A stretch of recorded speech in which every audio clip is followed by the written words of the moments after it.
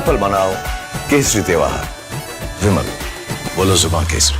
ये है secret recipe MDH का जीरा सिप जल जीरा मसाला। सिप सिप जीरा सिप MDH का जल जीरा सिप MDH का जल जीरा SIP. We are willing to put an end to this conflict via peaceful means based on the principles that I outlined in July last year when I spoke at the Foreign Ministry of Russia.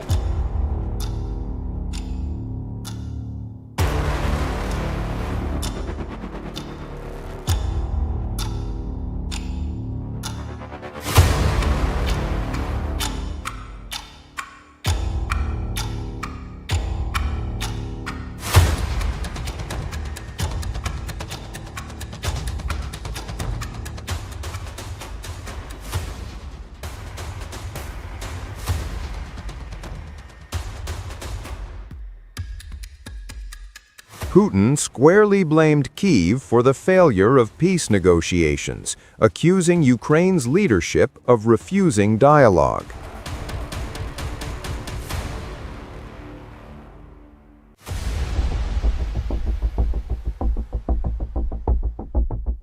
Statements from Zelensky that he is not prepared to discuss territory issues. At the moment, we don't see their readiness. I would like to remind where it all began.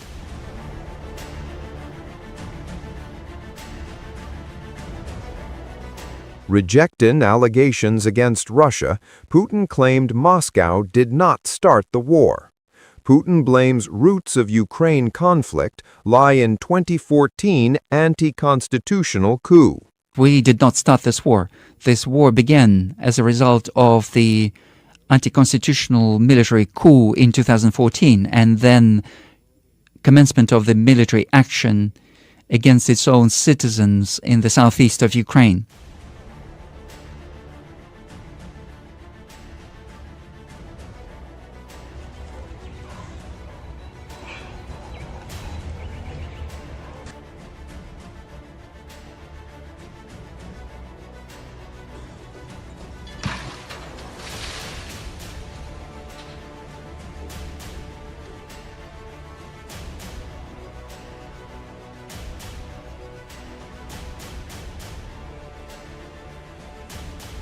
Despite the tough stand, Putin said Russia remains open to dialogue and peaceful resolution.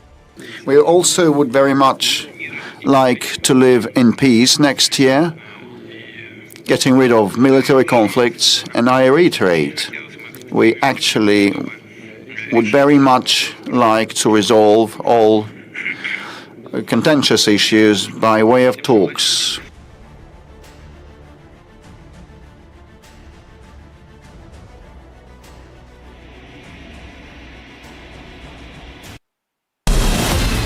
From Asia's largest news headquarters, setting the agenda for Bharat.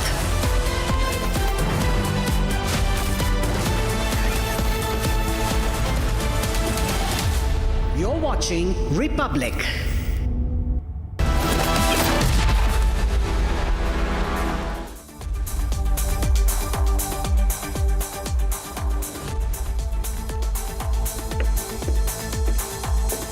Hello viewers, very good evening. You're watching 6 Stories at 6. I'm Shivangi Shukla getting you the latest. So direct Republic impact. Apex Court takes up the suo motu cognizance of the Aravali case to hear the case on Monday. Next, Pakistan minister admits drones during India's Operation Sindur strikes damaged Noor Khan base in Rawalpindi. In his final Mann Ki Baat of 2025, PM Modi has said and highlighted the defining moments that shaped India's growth story. Unnao rape case, anger erupts at Jantar Mantar Apex Court to hear CBI challenge to Sengar's life term. Latest in the Goa fire probe, magisterial probe exposes major lapses behind Goa nightclub fire. And another dowry death. Newlywed woman dies by suicide after alleged dowry harassment in Karnataka. Those are the stories we're focusing on today. Let's get started. The top story coming in. It's a direct Republic impact, a massive development in the Aravali Hills case. The Supreme Court has taken suo motu cognizance with a CJI Surya-led bench set to hear the matter tomorrow. Now, this comes directly after Republic's sustained and exclusive coverage highlighting illegal mining and ecological devastation in the Aravallis. Here's a full report. Take a look. Supreme Court is going to take up the Aravalli case suo motu on Monday. This is a big development, ladies and gentlemen, because Republic TV has in the last 15 days almost, for the last 2 weeks, we've been reporting on Aravalli. We've been doing an investigative series on Aravalli, led by Arnab, our editor-in-chief. We've been talking about Aravalli. We've been debating Aravalli. We've been talking about how the definition change and the Aravalli judgment.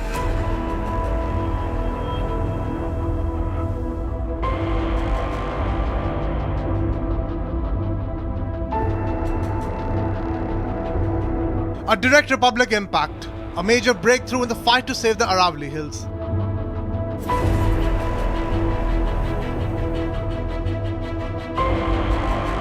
The Supreme Court has taken a suo motu cognizance of the ecological destruction in the region, acting after the massive nationwide momentum generated by Republic Media's relentless coverage.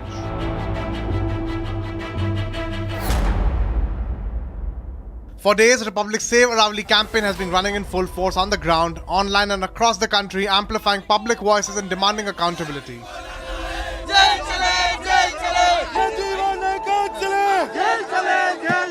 Republic TV exposed illegal mining, land encroachment and construction violations that continue to tear through the Aravali mountain range. An already endangered natural shield that protects North India from advancing desertification. Well, we are at Pawana Ahir, which is a very secluded village at Rajasthan, and till now we have covered around 3 villages, and one thing has been common, that is illegal mining all throughout the Aravali Hills. And right now I'll show you the situation because it is caught on our camera. As you can see, there are 3 trucks. When we came here, when Republic came here, this was a well-lit area. Mining was going on, and the moment they saw us arriving, they started turning off the lights one by one. All these trucks who were working, they became stationary, and now this entire area, which was very well lit just 15 minutes ago, is completely pitch black.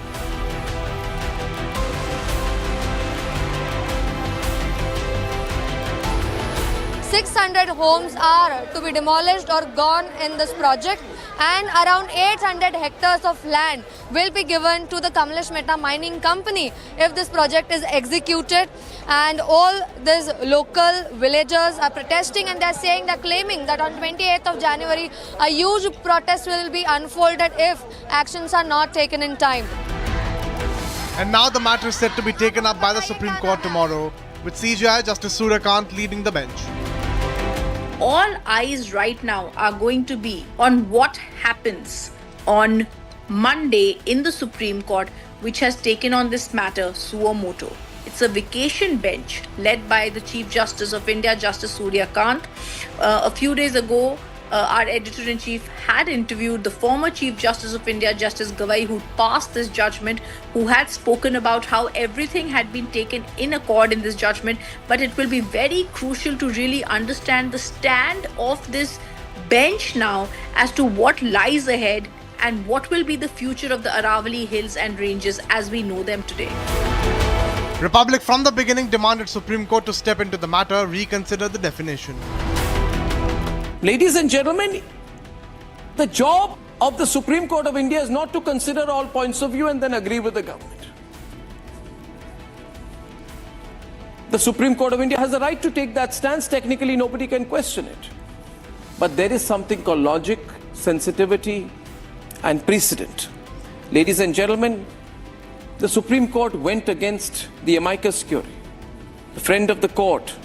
And I want to ask them, because in para 30 of the judgment, it is clear that the amicus curiae had stated in his submission that he was not for this committee's definition, that the committee's definition of this 100 meters or less mining can happen would endanger the environment and the ecology of the mountain range. The amicus in the Aravalli case till 2024, Harish Salve, told Arnab Goswami that the 100-meter debate is unnecessary, saying definition change was not needed. For this 100-meter rule, should itself be put under some scrutiny, this decision to do away with the 100-meter rule, when so much degradation is happening, so much violations are happening. What I see is this 100-meter debate was unnecessary. The whole Aravali ecosystem has to be defined on an aerial spread of what really is the Aravali. And there the precautionary principle has to be applied. After defining the Aravali ecosystem, you have to have a buffer zone. And that buffer zone will be outside the Aravalis to protect the Aravalis. Republic even questioned the former CJI Justice B.R. Gavai, who inked the Aravali judgment, on going against amicus curiae's advice. Justice Gavai, as the former Chief Justice of India, would you see it the other way, that this report had very much established the threat to the Aravalis? 8 months before your judgment, your new definition allows for leeway by the mining players to exploit an already depleting resource. Mr. Arnab Goswami, it is firstly not the definition provided by the court. It is a report of the committee of the experts. The court found that the report was liable to be accepted, subject to the further requirement regarding. I am again repeating we are again going to the. So you don't completely agree with the government's version, which the government says we are only going by what the Supreme Court says. You are saying you are only going by what the government told. We are going by what the report of the experts, of which the FA was also a party. All eyes are now on Supreme Court's verdict tomorrow and what immediate steps it may order. With the apex court stepping in, the Aravali battle enters a critical phase, and Republic continues to track every development, every directive, and every move to protect one of India's oldest and most fragile mountain ranges.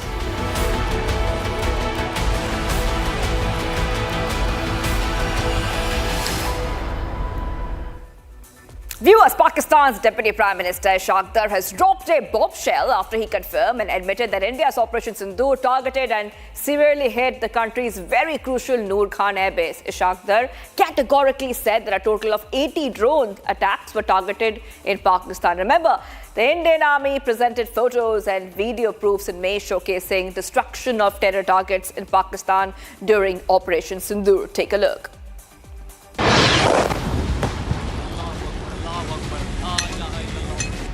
This was India's Operation Sindur.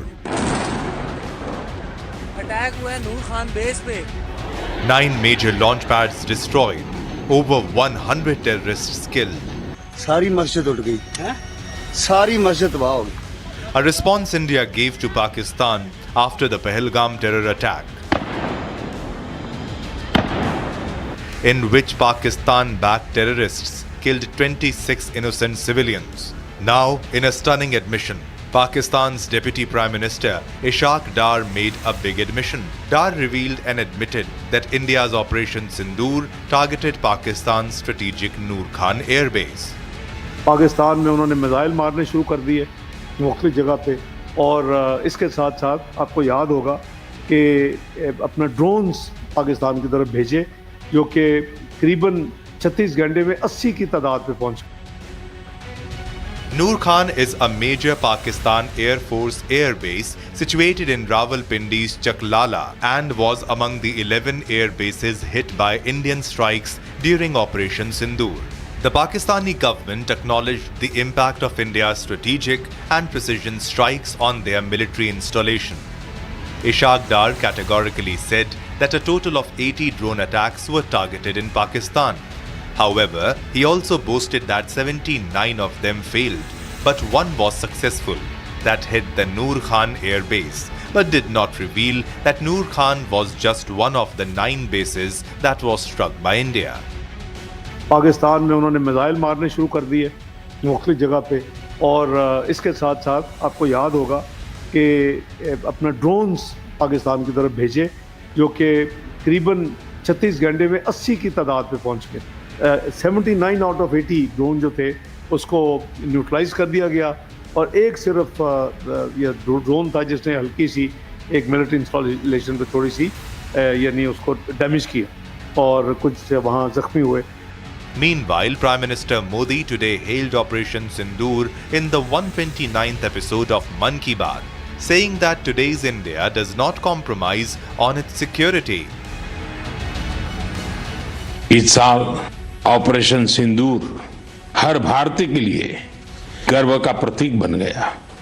दुनिया ने साफ देखा, आज का भारत अपनी सुरक्षा से कोई समझौता नहीं करता। ऑपरेशन सिंदूर के दौरान देश के कोने कोने से मां भारती के प्रति प्रेम और समर्पण की तस्वीरें सामने आई। लोगों ने अपने अपने तरीके से अपने भाव व्यक्त किए। India showcased irrefutable proof, images and videos of strikes on terror camps targeting Lashkar-e-Taiba, Jaish-e-Mohammed and Hizbul Mujahideen. Multiple high-profile terrorists on India's most wanted list were neutralized in a single night, crippling key operational modules. Besides this, India carried out several precise and well-planned military actions to achieve its objectives. As 2025 comes to an end, Prime Minister Modi addressed the final episode of Mann Ki Baat. Looking back at the year, Prime Minister has highlighted India's achievements in all spheres, from the sporting world to the scientific achievements. PM also mentioned Operation Sindur, calling it a symbol of pride for every Indian. Here's a report on what he mentioned in the final Mann Ki Baat of 2025.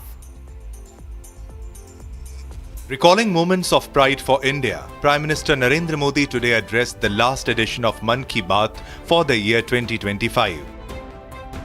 Looking back at the year, PM recalled the military's might, the contribution of sportspersons and the growing prominence of Indian culture. 2025 ने हमें ऐसे कई पल दिए जिन पर हर भारतीय को गर्व हुआ। देश की सुरक्षा से लेकर खेल के मैदान तक, विज्ञान की प्रयोगशालाओं से लेकर दुनिया के बड़े मंचों तक भारत ने हर जगह अपनी मजबूत छाप छोड़ी। While a confirmation comes from across the border when Pakistan Foreign Minister admitted the damage to Noor Khan Air Base during Operation Sindur, Prime Minister Narendra Modi called Operation Sindur a symbol of pride for every Indian. इस साल operation सिंदूर हर भारतीय के लिए गर्व का प्रतीक बन गया। दुनिया ने साफ देखा, आज का भारत अपनी सुरक्षा से कोई समझौता नहीं करता। ऑपरेशन सिंदूर के दौरान देश के कोने कोने से मां भारती के प्रति प्रेम और समर्पण की तस्वीरें सामने आई। लोगों ने अपने अपने तरीके से अपने भाव व्यक्त किए। Acknowledging India's feats in the sports world, Prime Minister Modi praised the Indian women's team for their World Cup win. हमारी पुरुष क्रिकेट टीम ने आईसीसी चैंपियंस ट्रॉफी जीती। महिला क्रिकेट टीम ने पहली बार विश्व कप अपने नाम किया। भारत की बेटियों ने women's blind T20 world cup जीतकर इतिहास रच दिया। एशिया कप T20 में भी तिरंगा शान से लहराया। पैरा एथलीटों ने विश्व चैंपियनशिप में कई पदक जीतकर ये साबित किया कि कोई बाधा हौसलों को नहीं रोक सकती। Not only the sporting world, India triumphed in the field of science and technology, with Subhanshu Shukla becoming the first Indian to reach the International Space Station. विज्ञान और अंतरिक्ष क्षेत्र में भी भारत ने बड़ी छलांग लगाई। शुभांशु शुक्ला पहले भारतीय बने जो इंटरनेशनल स्पेस स्टेशन तक पहुंचे। पर्यावरण संरक्षण और वन्य जीवों की सुरक्षा से जुड़े कई प्रयास भी 2025 की पहचान बने।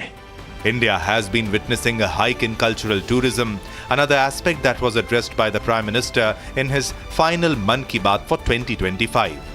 Mentioning India's cultural heritage, he said the year began with Mahakumbh in Prayagraj and is concluding with Dhwajarohan in Ayodhya.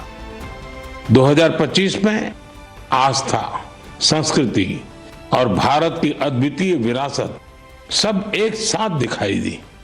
साल के शुरुआत में प्रयागराज महाकुंभ के आयोजन ने पूरी दुनिया को चकित किया।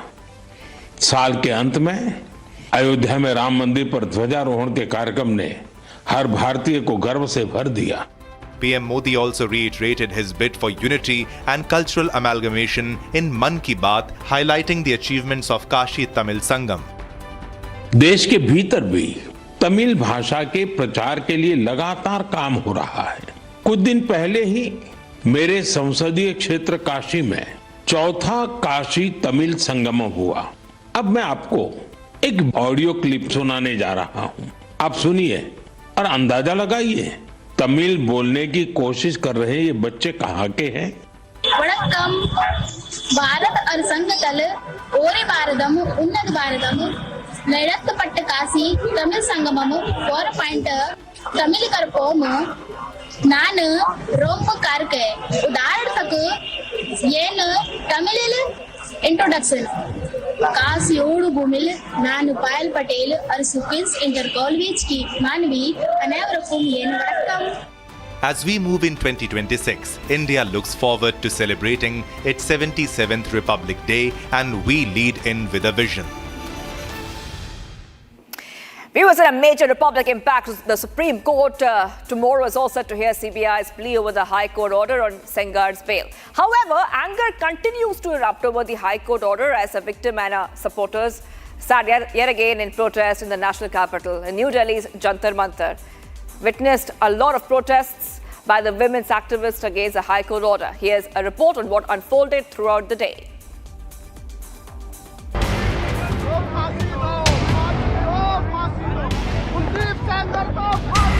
Yet another expression of dissent as anger spills against Sengar's bail order. Ahead of the hearing scheduled tomorrow, activists stage a protest at Jantar Mantar, reiterating their demands. In a major impact of Republic's relentless coverage, the Supreme Court is tomorrow set to hear the CBI's plea on Kuldeep Sengar's bail. CBI on Friday filed a special leave petition before the Supreme Court, challenging the Delhi High Court's order suspending the life sentence of rape convict Kuldeep Sengar. In an effort to get their views amalgamated in judicial circle over the High Court order on Sengar's bail, the Unnao survivor and supporters staged a protest at Jantar Mantar today. Now the victim is here and she was not allowed to go inside for protest because she said that allegedly she was not given permission. And currently Kuldeep Sengar got bail from the court just a few days ago. Since then this Unnao rape victim has come on the road and has been protesting against the bail. The CBI has approached the Supreme Court in this matter, and tomorrow, that is on Monday 29th December, the Supreme Court is set to hear this case. We will see what turn this case takes. Does the Supreme Court decide in the favor of the Unnao rape victim, or does the Supreme Court works for the favor in the favor of Kuldeep Sengar? These protests have been vehement, with a firm resolve to getting their demands noted by the judiciary. Kuldeep Sengar's bail order, the survivor and her family thrashed from the India Gate premises. These visuals dwindle the faith of the nation in judiciary. The dissent that initiated the day Kuldeep Sengar was accorded bail by the High Court, they look desperately hopeful towards a Supreme Court hearing. A rape survivor who is fighting the court for justice, she was joined by others at Jantar Mantar today, all anticipating one major question: will the case find a closure tomorrow or not?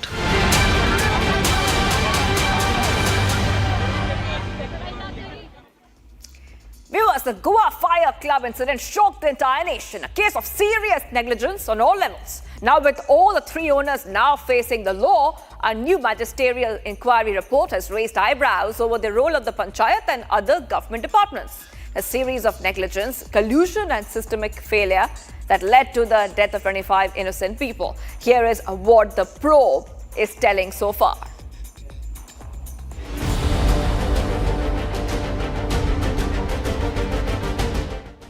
Shocking revelations have surfaced which highlighted the gross negligence from the side of authorities in the Goa club Inferno that claimed 25 innocent lives. Here's what happened in Arpora, North Goa. A 4-member magisterial inquiry report have released on the fire incident at the Birch by Romeo Lane Club in Arpora, North Goa. The report places the primary responsibility of club's operation on the local panchayat. Serious negligence was noted on the part of local panchayat, the Goa Pollution Control Board and the Goa Coastal Zone Management Authority. The report clearly mentions that even post-trade license expiry in March 2024, the panchayat neither sealed the premises nor stopped its operation. Here's what the report said. The report highlighted the failure of panchayat to carry out the demolition order in the time available before a stay order was issued. The Judicial Commission investigation revealed that construction was carried out in an eco-sensitive zone or a salt pan area without obtaining an occupancy certificate. What's more suspicious is that panchayat issued NOCs despite complaints. The GCZMA is also under scrutiny for this. Other departments are also under scanner for issuing trade, excise and food safety licenses. The ministerial report has layers of administrative negligence and collusion where no effective action was taken while there was time, and that's systematic failures that have persisted for years. Viewers, a 26-year-old newly married woman in Bengaluru died without responding to the treatment, reportedly days after an alleged suicide attempt. Dowry harassment from the groom's family is stated as the primary reason behind the suicide. Her husband, who has been named as the prime accused behind the suicide, was also found dead. Here's a quick report.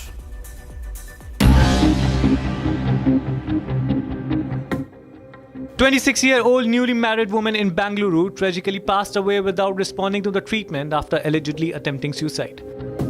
Her husband, who works in a private company in North Bengaluru, is named as a primary accused in the case. Police stated that the victim, Ganvi, was found hanging at her parents' residence, but she could not be saved despite receiving immediate medical attention. The woman's family then took the body outside the groom's residence and staged a protest. Preliminary inquiries revealed that the woman committed suicide due to dowry harassment from the groom's family, as per the statement from the bride's father. Soon after the tragic fallout, her husband Suraj and a family travelled to the Nagpur, where the husband was later found dead in a hotel room. As per the reports, the man was found hanging in the hotel room and no death note has been recovered so far. Police and authorities are looking into claims that Suraj was under severe mental stress following the humiliation by Ganvi's family. A case of unnatural death has been registered and further investigations are underway.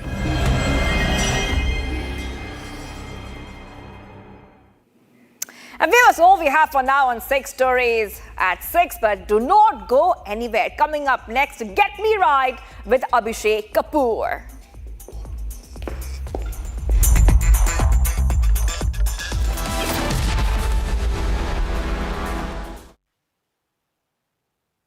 This week on Get Me Right, we capture for you the glide path of Bangladesh down the Islamic radicalism rabbit hole. The lynching of Deepu Chandra Das is as much about Hindu targeting as about the Pakistanization of Bangladesh. Is Bangladesh a lost cause? This weekend, Saturday and Sunday, only on Republic TV.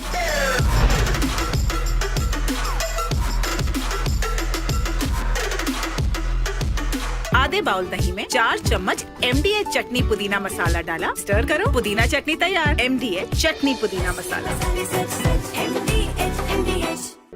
In the global employability rankings by Times Higher Education UK, only the following 6 institutions from India are ranked amongst the top 230 in the world for having the most employable graduates. IIT Delhi, IISc Bangalore, IIT Bombay, IIM Ahmedabad, IIT Kharagpur and Amity University.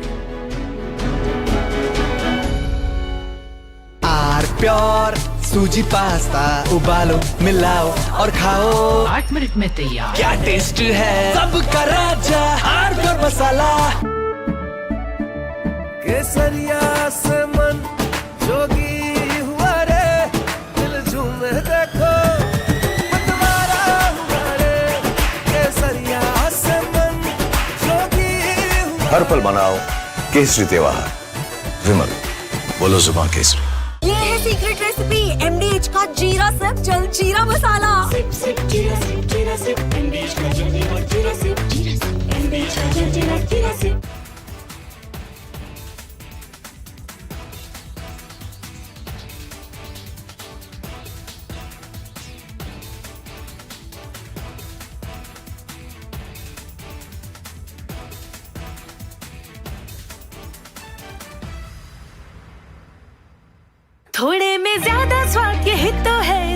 खास बात। Wow मम्मा, क्या स्वाद है? अरे मेरे राजा, सबका राजा आरती और मसाला।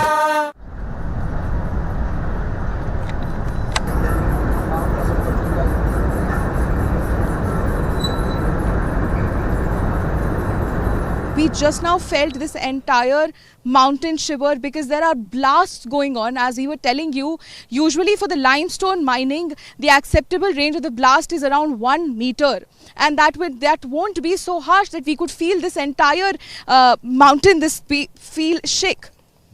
Yes, definitely. And the kind of, because for cement mining, they need a blast of a larger range of something around 50 meters or 60 meters, and when that happens, we were not able to show you, but because that is very frequent between 2 to 3 p.m. we'll try to get that on camera for you guys. But while I was speaking to you, I could feel this mountain shake. So that is the range, and all of this is illegal, Shivam. All of this, the range of those blasts which is used in those mining, the kind of trucks that you see on the other end, which are carrying those residual pebbles, those are also not, they are not legally allowed to sell those, but they're not only doing illegal work, they're also making double profit out of whatever is left here. They're making profit illegally out of the Aravali Hills, the lungs of the Delhi NCR, the home for several hundreds of people, wildlife, and so much more. As we know that recently the Supreme Court has accepted the new definition of the Aravalli range, where any mountain which is under the height of 100 meters will not be considered as a part of Aravalli range. Now what...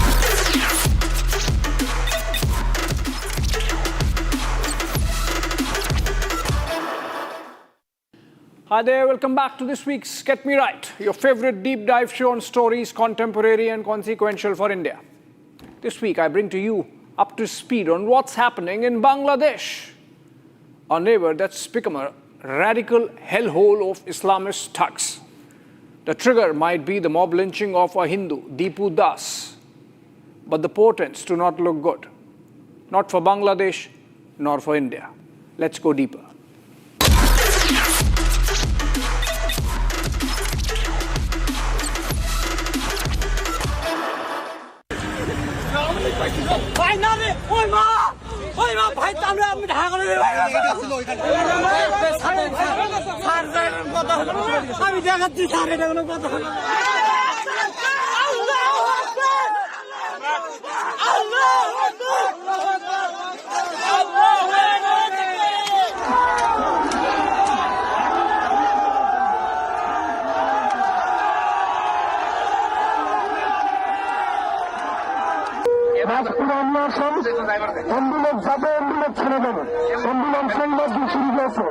This video shows how Deepu Das was martyred to a lost cause.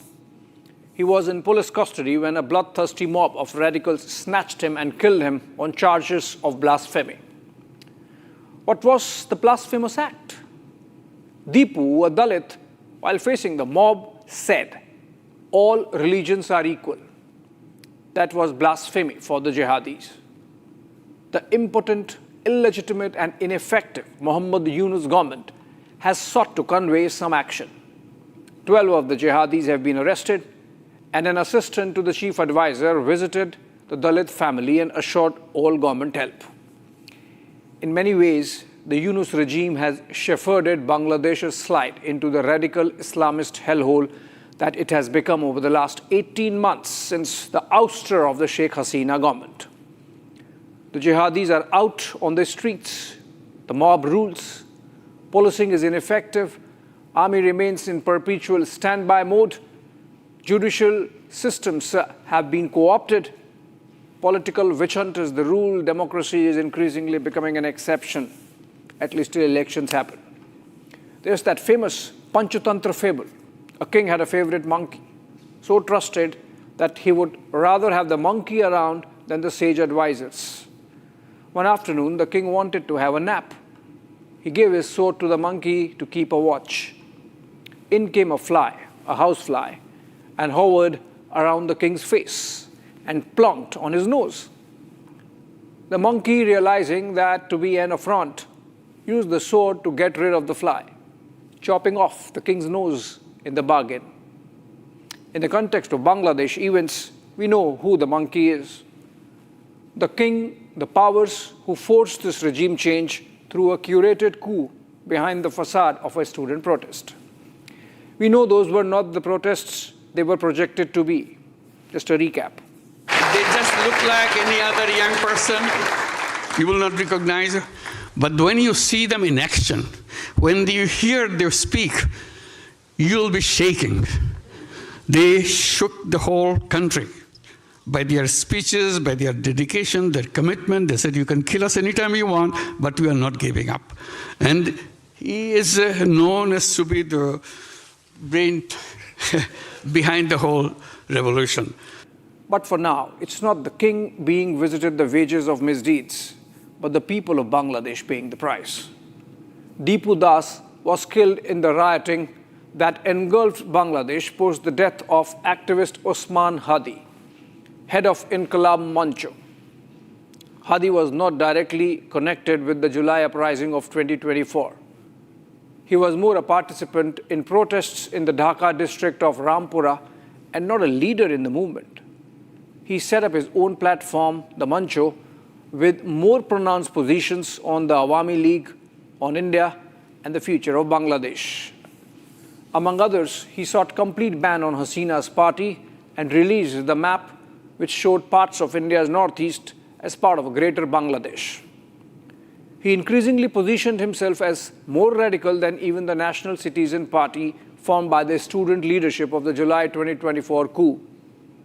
In this speech, for example, he is seen railing against the Bangladesh army in profanities. He was behind some of the mob lynchings of Awami leaders and participated in the vandalism of Bangabandhu Sheikh Mujibur Rahman's memorial at Dhanamondi. Hardly a democratic ideal. Yet, we had embassies of the United States and Germany, among others, expressing condolences on Hadi's death. You get the drift there of who's the king.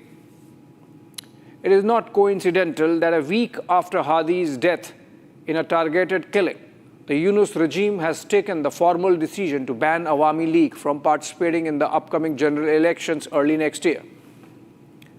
It is not coincidental that Hadi's family has alleged that he was killed by some vested interests wanting to postpone the elections.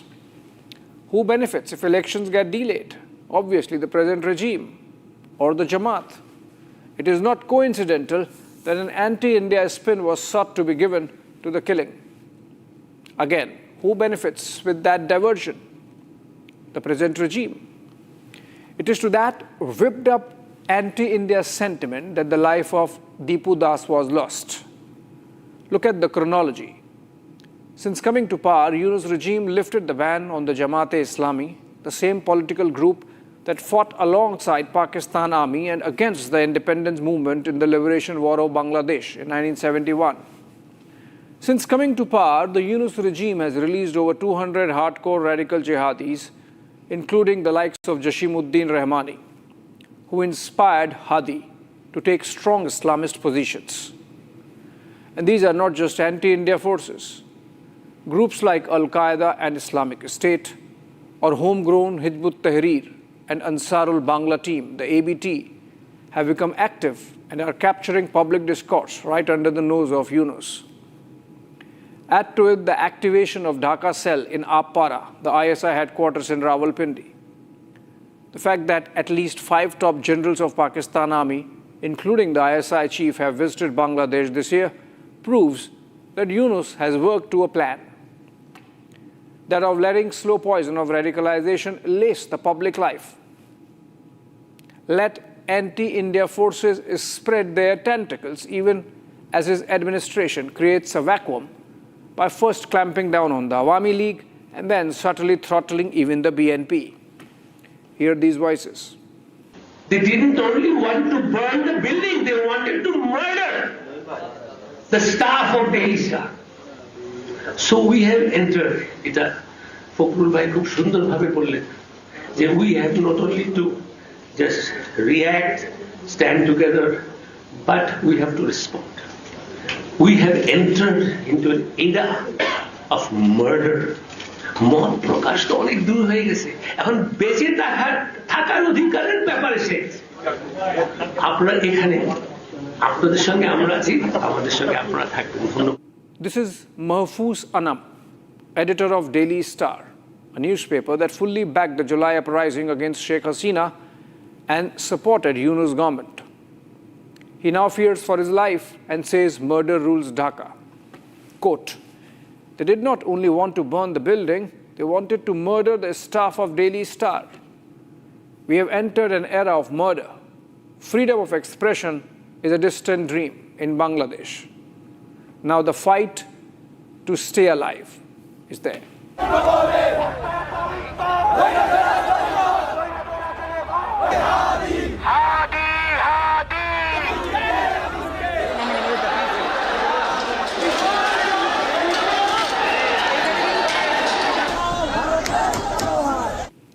Daily Star and Prothom Alo were the two news platforms targeted by pro-Hadi Islamist thugs. The entire staff inside the buildings had to be rescued from getting burnt alive in the arson. Nazneen Munni is a well-known face of news TV in Bangladesh. She was a Yunus enthusiast and even participated in some of the anti-Hasina protests last year.